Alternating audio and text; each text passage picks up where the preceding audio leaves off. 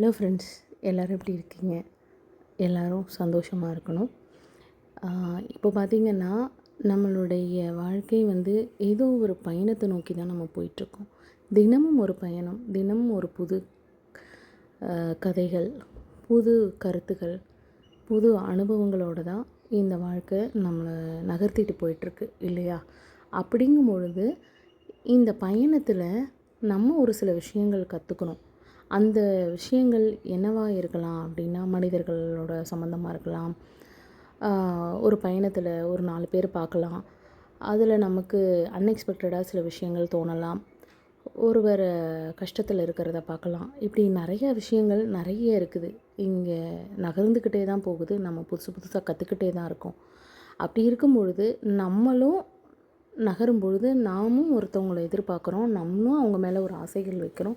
நம்மளும் அவங்கக்கிட்ட அந்த எதிர்பார்ப்புகள் அளவு கடந்து நம்ம பார்க்கும்பொழுது அந்த அன்பு எவ்வளவு தூரம் நம்ம எதிர்பார்த்துருக்கோம் அப்படிங்கிறது, அது கிடைக்காத பொழுது இருக்கிற வலி தான் அந்த ஏமாற்றங்கள். அது ஏன் ஏமாற்றங்கள் அப்படின்னு கேட்டிங்கன்னா, ஏமாற்றமாக நான் சொல்லலை. அது அளவு கடந்த அன்பும் அளவு கடந்த பாசத்தின் உச்சமும் அவங்க அதுக்கான சரியான ஆளாக இருப்பாங்கன்ற எதிர்பார்ப்பு தான். இந்த எதிர்பார்ப்புகள் நமக்கு எப்படி இருக்குது அப்படின்னு கேட்டிங்கன்னா, ஒருவருக்கொருவர் சந்திக்கும் பொழுது அவங்க இவங்க மேலே அளவு கடந்த அன்பும், இவங்க அவங்க மேலே கடந்த அன்பும் அப்படி வச்சு அந்த பயணத்தை கொண்டு வராங்க. இப்படி இருக்கும் பொழுது எதிர்பார்ப்புகள் கிடைக்கலங்கிறதுக்காக மனசை உடைச்சிடாதீங்க. உங்களுடைய கைரேகையை எடுத்துக்கோங்க. நீங்கள் யாரை நேசிச்சிங்களோ அவங்களுடைய கைரேகையும் எடுங்க. 2 பேரும் உங்கள் விரல்களையும் உங்கள் கைரேகையும் பாருங்கள். அப்போது அதில் ஏதாவது மேட்ச் ஆகுதா பாருங்கள். அது எப்படி மேட்ச் ஆகாமல் போகும்? நானும் அவரும் விரும்பி தானே இந்த இடத்துக்கு வந்திருக்கோம் அப்படின்னா, அப்போ ஓகே. உங்கள் மொபைலில் நீங்கள் ஃபிங்கர் பிரிண்ட்ஸ் வச்சுருப்பீங்கள்ல, அதாவது லாக் பண்ணுறதுக்கு, அந்த ஃபிங்கர் பிரிண்ட்ஸை எடுத்து உங்கள் ஃபிங்கர் பிரிண்ட்ஸ் வச்ச ஃபிங்கர் பிரிண்ட்ஸில் அவரோடதை வைங்க. மேட்ச் ஆகுதான்னு பார்ப்போமா? மேட்சே ஆகாது. ஏன்னு கேட்டிங்கன்னா, இதுதான் இந்த பிரபஞ்சத்தோட ஒரு உண்மையான ஆழமான கருத்து.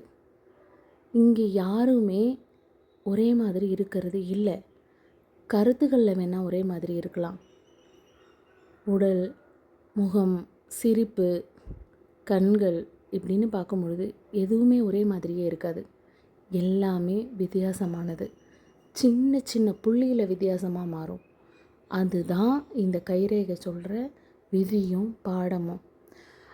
இந்த கைரேகை எங்கே தொடங்கி எங்கே முடியுதுன்னு நமக்கே தெரியாது.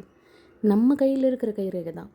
நமக்கே தெரியாதப்போ நம்ம எப்படி அவங்கள நம்ம சொல்லலாம் அப்படின்ற கொஷின் எனக்குள்ளே இருந்துச்சு. ஸோ இப்படி இந்த கருத்தை எல்லாருமே உள்வாங்கினா கண்டிப்பாக எந்த பிரச்சனையும் வராது இல்லையா?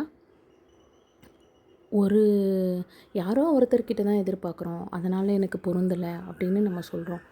ஆனால் உங்கள் கூட பிறந்த உங்கள் அம்மா அப்பா இப்படியான உறவுகளோட கைரேகையை வச்சு பாருங்கள். உங்கள் கைரேகையோட பொருந்தாது. அது எப்படிங்க நாங்கள் எல்லாம் ஒரே வீட்டில் பிறந்தவங்க பொருந்தலையே அப்படின்னா, அதுதான் ரகசியமாகவே இந்த பிரபஞ்சம் இன்னும் வச்சுருக்கு. சிதம்பர ரகசியம் அப்படின்னு ஒரு நம்ம சின்ன பிள்ளையாக இருக்கும்போது, நம்ம குழந்தையாக இருக்கும்போது ஒரு நாடகம் வந்துச்சு. அதை யாராலையுமே கண்டுபிடிக்க முடியாது.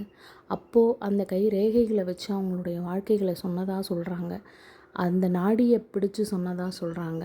அந்த மாதிரி ஞானிகள் எங்கே இருக்காங்கன்னு நமக்கு தெரியாது. அந்த பயங்கர கற்பனைக்குள்ளே போகாமல், எதிர்காலத்தை கணிக்காமல், இப்போது நம்ம இந்த விஷயத்தை நம்ம பேசினாலே, இந்த விஷயத்தை நம்ம மனசில் ஏற்றினாலே பல எதிர்பார்ப்புகள் தவிர்க்கப்படும். எதிர்பார்ப்புகளால் மிஞ்சுற வலிகள் முற்றிலுமாக அழிக்கப்படும். சரிங்களா? ஏன் இந்த எதிர்பார்ப்புகளே எங்களுக்குள்ளே வரக்கூடாதா? ஆசைப்படக்கூடாதா? எனக்கானவங்கிட்ட தானே நான் ஆசைப்படுறேன் அப்படின்னு நினைக்கும்பொழுது கரெக்டு தான், இல்லைன்னு சொல்லலை. அவங்க அது ஓகே, அவங்களுக்கு அது புரிஞ்சிட்டா பரவாயில்ல. அது புரியலைங்கும்போது ஓகே, அது அவங்களுக்கு அவ்வளோதான் புரிஞ்சுது, அதனாலன்னு சொல்லிட்டு நகர தான் நம்ம முயற்சி பண்ணணுமே தவிர அதுக்கான பதில்களை நம்ம தேடிக்கிட்டே இருக்கக்கூடாது. அவ்வளவுதான்.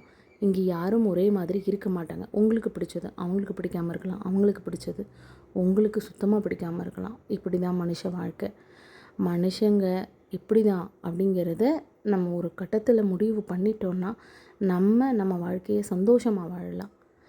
சந்தோஷமாக வாழ்கிறதுக்கு வழிகளை மட்டும்தான் தேடணுமே தவிர அந்த வழிகளுக்கு திரும்ப திரும்ப குத்துற ஊசி முனைகள் தேவையே இல்லை. அதனால் இந்த மனநிலையை நம்ம கொண்டு வருவோம்.